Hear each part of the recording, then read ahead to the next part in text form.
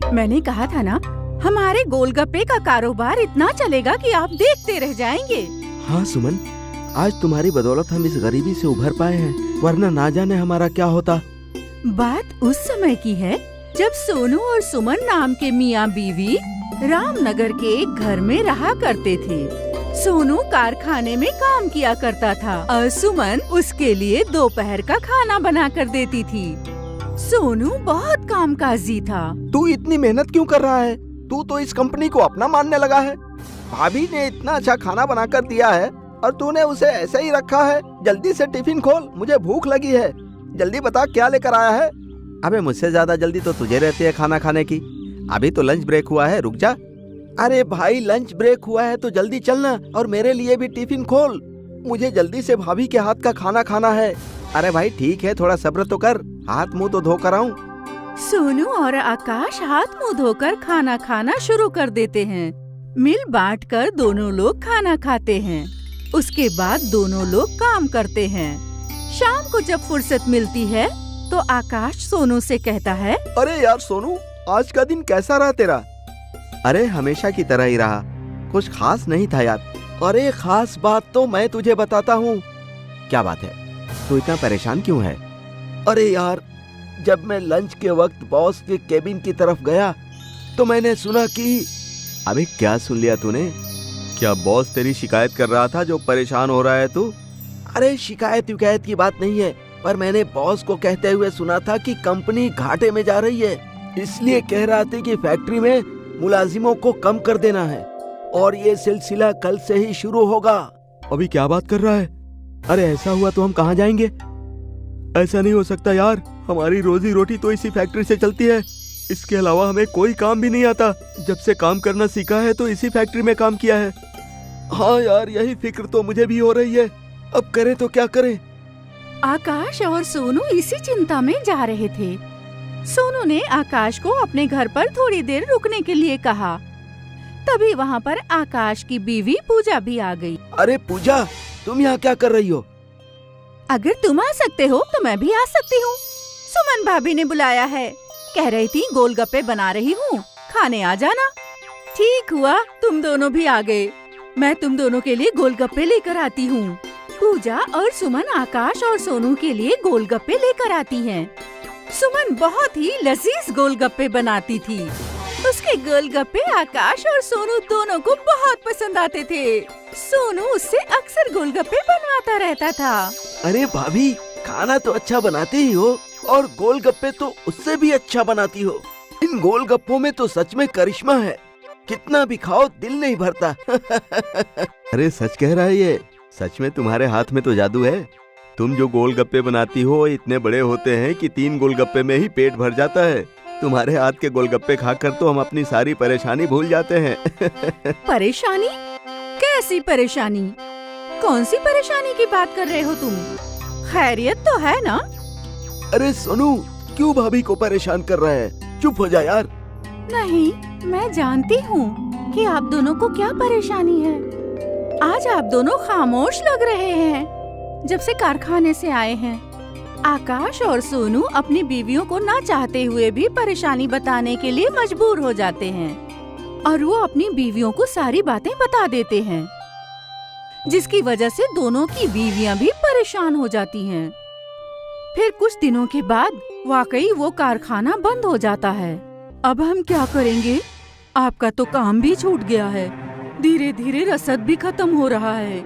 हाँ, मैं काम की तलाश तो कर रहा हूँ, पर क्या करूँ, कोई काम ही नहीं मिल रहा है। अगर कोई काम नहीं मिला तो घर कैसे चलेगा? सुमन, बहुत भूख लगी है, कुछ खाने को हो तो दो। कुछ नहीं है खाने के लिए, बस 4 गोलगप्पे रखे हैं और थोड़ा सा पानी है। चलो तो उन्हीं को ले आओ, 2 तुम खा लेना, 2 मैं खा लूंगा। अब कल की कल सोचेंगे। सोनू और सुमन दोनों गोलगप्पे खाते हैं और आने वाले दिन के बारे में सोचने लगते हैं। तभी सुमन खड़ी हो जाती है। क्या हुआ? तुम गोलगप्पे खाते खाते खड़ी क्यों हो गई? अगर आपको ठीक लगे तो मेरे मन में एक ख्याल आया है। कैसा ख्याल? आप लोगों को ऐसा लगता है ना कि मैं गोलगप्पे लजीज बनाती हूँ, तो क्यों ना मैं गोलगप्पे बनाकर बाजार में बेचना शुरू कर दूं। वैसे तरकीब तो तुम्हारी अच्छी है। गोलगप्पे खाना तो हर कोई पसंद करता है, पर उसके लिए पैसे कहाँ से आएंगे? आप फिक्र क्यों करते हो? आपने मेरे कानों के लिए बालियां बनवाई थी ना, वो किस दिन काम आएंगी? नहीं नहीं, तुम्हारे गहने में नहीं बेच सकता। जेवरात बुरे वक्त में काम आते हैं। जब खाने के लिए खाना नहीं बचा है तो इन जेवरों का क्या करूंगी मैं? सुमन और सोनू बालियां बेचकर गोलगप्पे बनाने का सामान ले आते हैं और सुमन अपने हाथों से गोलगप्पे बनाकर तैयार करती है।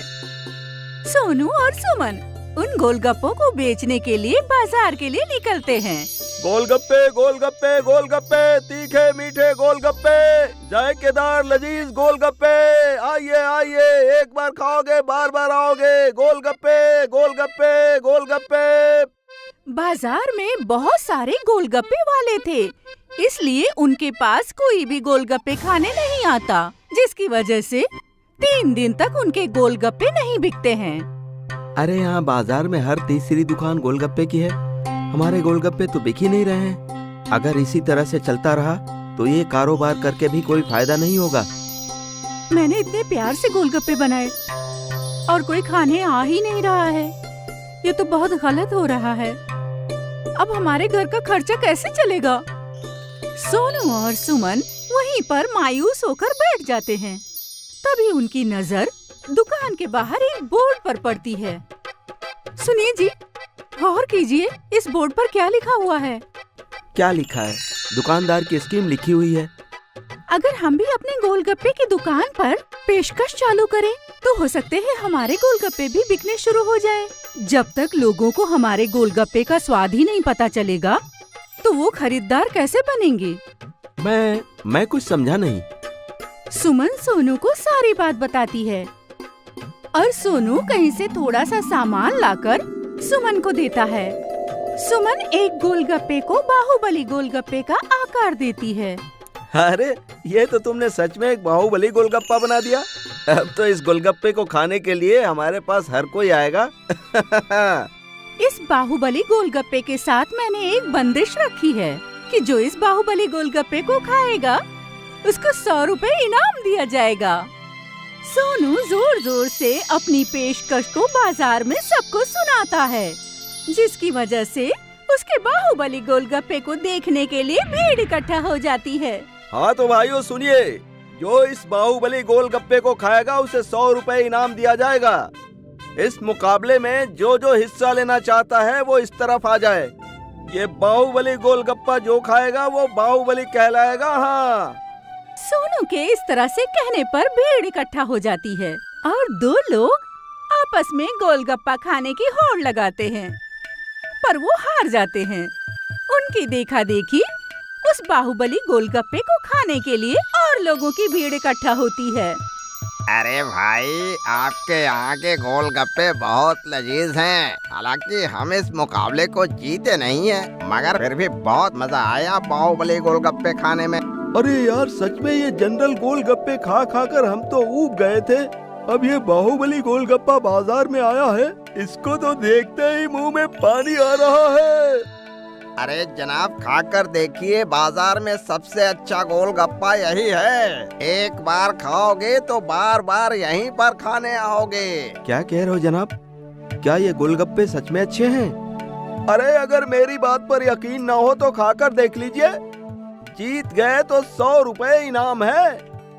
सभी भीड़ में बाहुबली गोलगप्पे के बारे में चर्चा करते हैं और बाजार के सभी लोग सुमन की दुकान पर गोलगप्पा खाने का मुकाबला करने आ जाते हैं। उनकी दुकान अब बाहुबली गोलगप्पे के नाम से मशहूर होने लगी थी।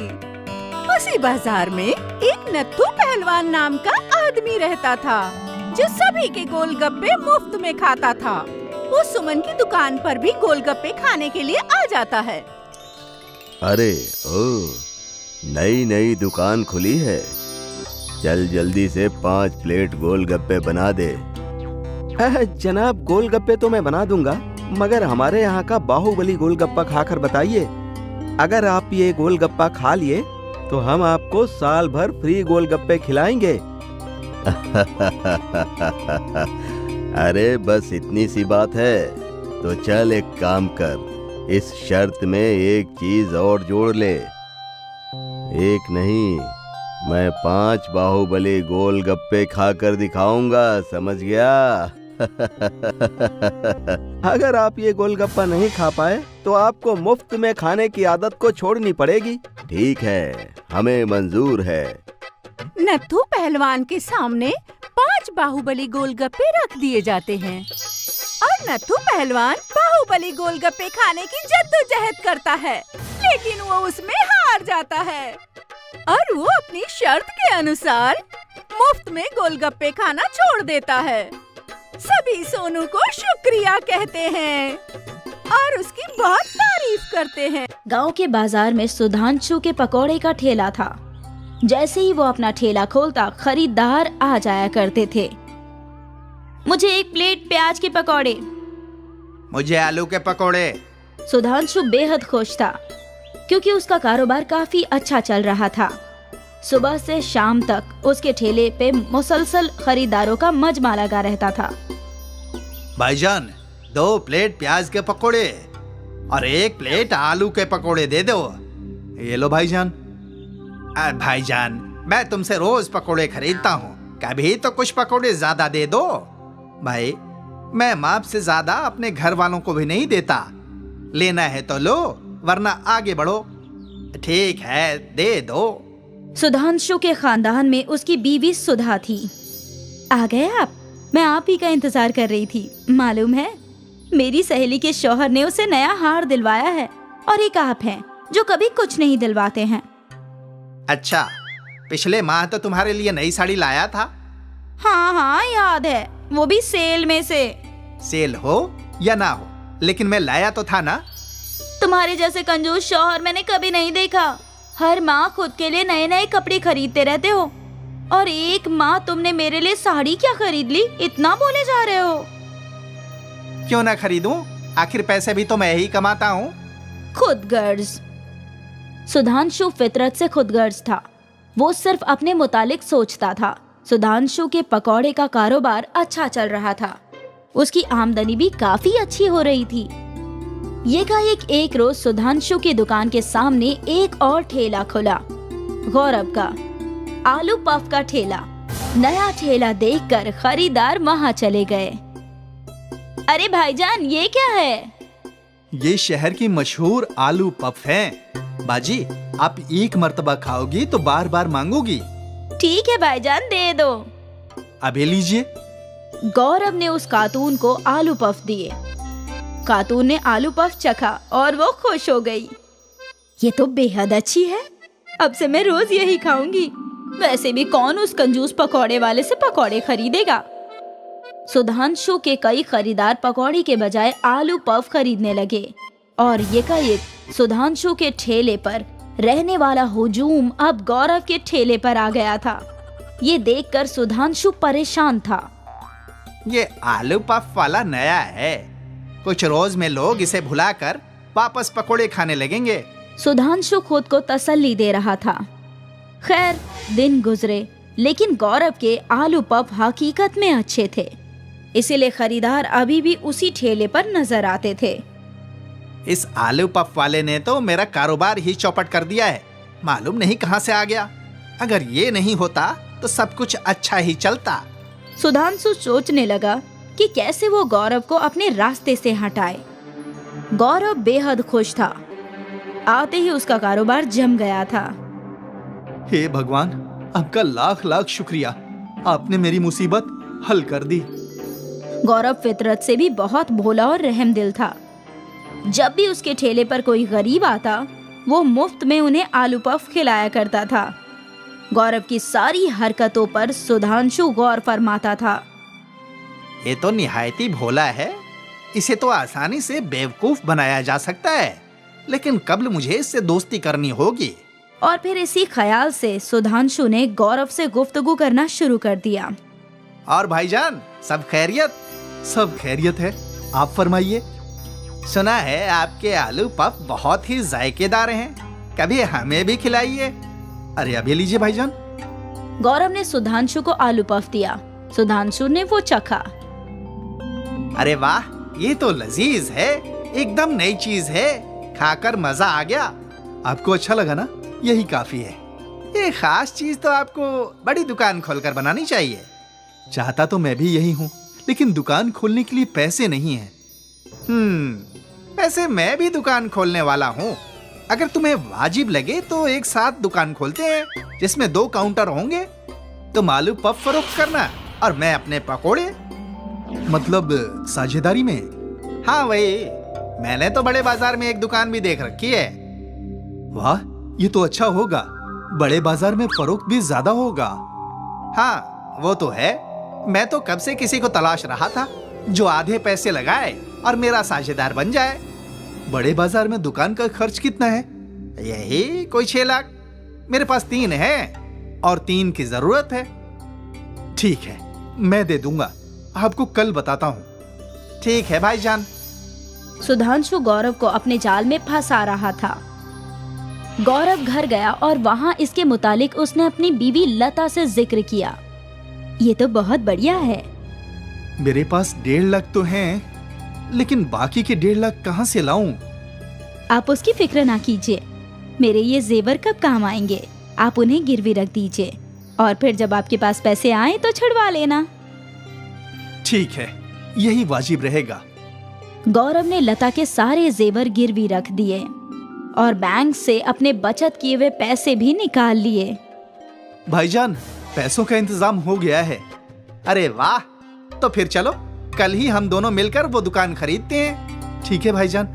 गौरव और सुधांशु ने मिलकर मालिक को पैसे दिए और फिर मालिक ने सुधांशु को दुकान की चाबी सुपुर्द की। आखिर हमारा ख्वाब मुकम्मल हो गया।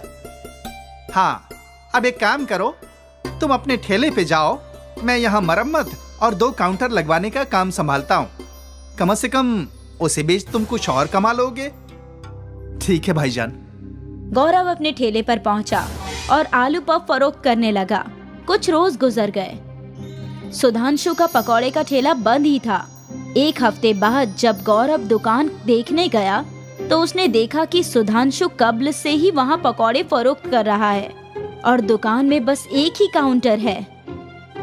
अरे भाईजान, काउंटर तो मस्त है, लेकिन मेरा काउंटर कहाँ है? कैसा काउंटर? कौन सा काउंटर? ये दुकान मेरी है, यहाँ बस एक ही काउंटर रहेगा। ये तो सरासर धोखेबाजी है। इस दुकान के आधे पैसे मैंने दिए हैं। अच्छा, तुम्हारे पास कोई सबूत है? और अगर है तो जाकर मेरे खिलाफ मामला दर्ज कराओ।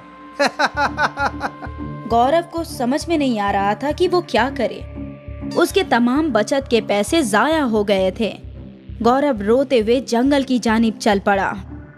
हे भगवान, ये क्या कर दिया? मैंने क्या सोचा था और ये क्या हो गया? इससे बेहतर होता कि मुझे मार ही देते। गौरव का रोना सुनकर दरखस की देवी उनके रूबरू हाजिर हुई। गौरव, तुम्हें परेशान होने की जरूरत नहीं। तुम तो एक नेक दिल इंसान हो। तुमने कई लोगों की मदद की है और वही नेकी आज तुम्हारे काम आएगी। वो कैसे? इस दरख्त की शाख में हाथ डालो। जो भी तुम्हें हासिल होगा वो तुम्हारा होगा। ठीक है। गौरव ने दरख्त की शाख में हाथ डाला तो उसके हाथ में सोने के सिक्के आए। गौरव ने मुट्ठी भर के सिक्के बाहर निकाल लिए। आपका शुक्रिया, बहुत बहुत शुक्रिया। इस सोने से मेरी जिंदगी बदल जाएगी। ख्याल रहे, नेक काम करना मत भूलना। मैं हमेशा लोगों की मदद करता रहूंगा। गौरव ने लता के जेवर छुड़वा लिए, नया घर ले लिया और एक दुकान भी खरीद ली। आखिर उसे जो भी चाहिए था वो सब हासिल हो गया। वहाँ दूसरी जानिब सुधांशु की बेईमानी की वजह से उसका कारोबार डूब गया। उसे दुकान फरोख्त करनी पड़ी और वो वापस सड़क पर आ गया। इसीलिए कहते हैं, नेकी करके खुदा से पाओ और बुरे काम का बुरा नतीजा। अय्यापुर गांव में शिवा पानीपुरी वाले का एक ठेला था। शिवा की पानीपुरी बेहद मजेदार थी और दाम भी बहुत वाजिब था, बस 10 रुपए। इसलिए शिवा की पानीपुरी खूब फरोख्त हुआ करती थी। भाई, मेरे लिए तीखी पानीपुरी बनाइए और मेरे लिए मीडियम। जी बाजी, बनाता हूँ। शिवा रोज शाम 5 बजे पानी पूरी का ठेला लगाता था और रात के 9 बजे तक उसके पास ग्राहकों की भीड़ लगी रहती थी। वो खुश था। पानी पूरी से होने वाली आमदनी से उसका घर अच्छे से चल रहा था। ये लो बेगम, तुमने मुन्ना के लिए नए कपड़े मंगवाए थे ना? अरे वाह, बहुत खूब। और ये लो तुम्हारे लिए नई साड़ी। अब इसकी क्या जरूरत थी? जरूरत कैसे नहीं थी? जब मैं मुन्ना के लिए कपड़े खरीद ही रहा था तो सोचा तुम्हारे लिए साड़ी भी खरीद लेता हूँ। बहुत अच्छी है। ये हुई ना बात। मुझे इल्म था तुम्हें साड़ी बेहद पसंद आएगी। तो क्या है कि तुम्हारे पसंद के रंग की है ना? वो तो है। और ये लो, इस माह के घर का खर्च और मुन्ना के स्कूल की फीस। इस माह मैंने 10,000 रुपये बचाकर बैंक में जमा भी करा दिए हैं। बहुत अच्छा किया। ऊपर वाला हमारे ऊपर ऐसे ही करम बनाए रखे। आमीन।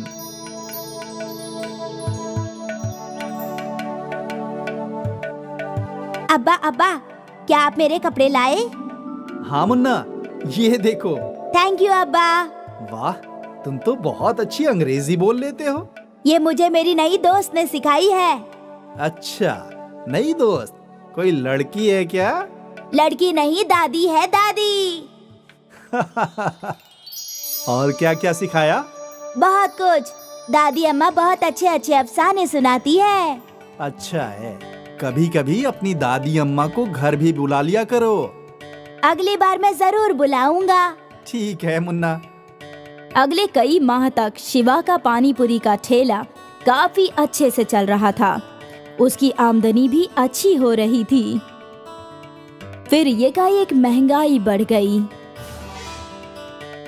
अब जब शिवा सामान खरीदने दुकान पर पहुंचा, भाई 5 किलो सफेद वाले मटर दे दो। ये शिवा भाईजान, वैसे मैं आपको बता देता हूँ, सफेद वाले मटर के दाम में इजाफा हो गया है।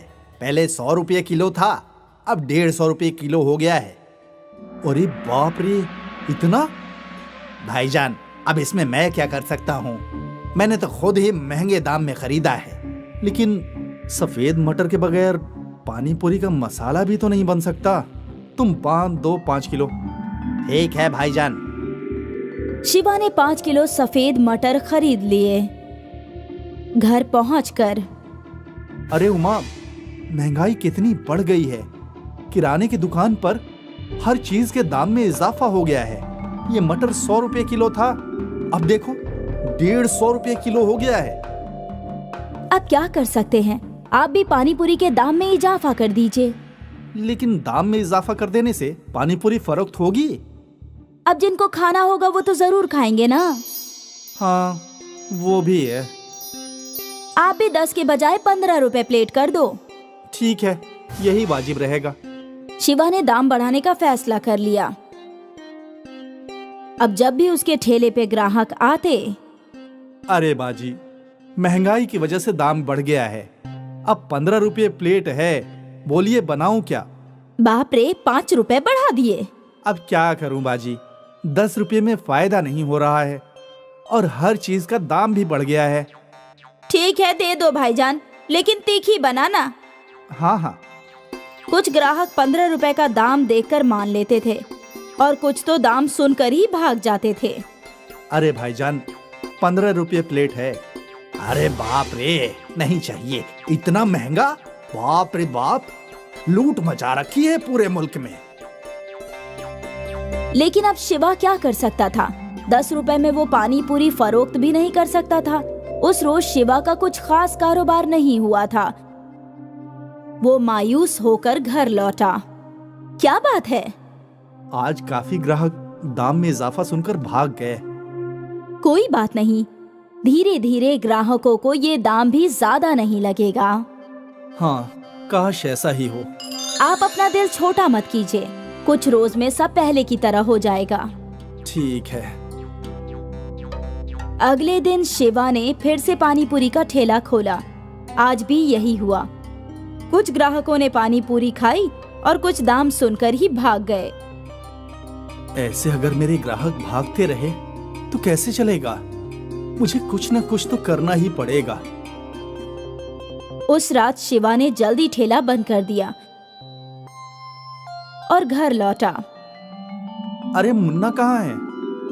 आता ही होगा, कह रहा था कि आज दादी अम्मा को खाने पर घर लाने वाला है। अच्छा है। क्या हुआ, आज भी आपका चेहरा उतरा हुआ है? अब तुम्हें तो सब इल्म है, आज भी ग्राहक दाम सुनकर भाग गए, ऐसे कैसे चलेगा? आप इतनी फिक्र मत कीजिए। तभी दरवाजे पर दस्तक हुई और नंदू और दादी अम्मा दाखिल हुए। अरे अम्मा जी आइए। हाँ, तुम दोनों की गुफ्तगू सुनी, कोई परेशानी है क्या? अब क्या बताऊं दादी अम्मा, परेशानी तो है। मैं पहले 10 रुपए प्लेट पानी पूरी फरोख्त करता था तो सब कुछ सही था। अब महंगाई और चीजों की कीमत इतनी बढ़ गई है तो मुझे पानी पूरी के दाम में इजाफा करना पड़ा। लेकिन अब तो मेरे ग्राहक दाम सुनकर ही भाग जाते हैं। मेरे पास तुम्हारी इस परेशानी का हल है बेटा। रुको, मैं अभी आई। दादी अम्मा घर से बाहर चली गई। कुछ देर बाद वो हाथ में एक मर्तबान लेकर लौटी। ये लो बेटा। ये क्या है अम्मा? ये जादुई नमक है। तुम्हें ये नमक पूरी का आटा गूंथते समय डालना है, सिर्फ एक चुटकी भर। लेकिन इससे क्या होगा? डालकर तो देखो बेटा।